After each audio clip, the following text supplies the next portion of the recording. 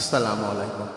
সম্মানিত ভাই ও বোনেরা, আজ আমি আপনাদের সামনে ইসলামের একটি অত্যন্ত মহৎ গুণ পরোপকারিতা সম্পর্কে কিছু কথা উপস্থাপন করতে চাই, যা রাসূলের দৃষ্টিতে একজন উত্তম মানুষের অন্যতম শ্রেষ্ঠ গুণ। পরোপকারিতা মানে হলো নিজের স্বার্থের বাইরে গিয়ে অন্য মানুষের কল্যাণে কাজ করা, তাদের দুঃখ কষ্ট লাঘবে সাহায্য করা। আল্লাহ তাআলা পবিত্র কোরআনে বলেন, তোমরা সৎ কাজ ও তাকওয়ার কাজে একে অপরকে সহযোগিতা করো। সূরা আল মাইদা।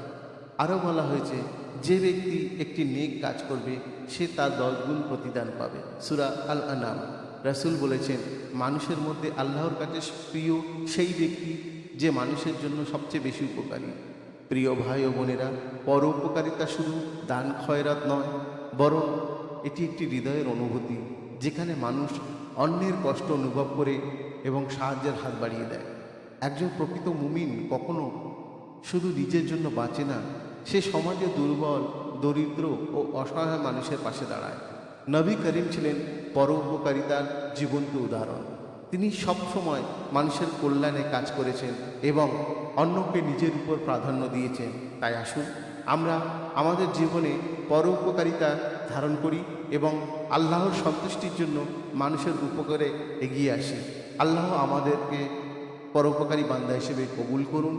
আমিন।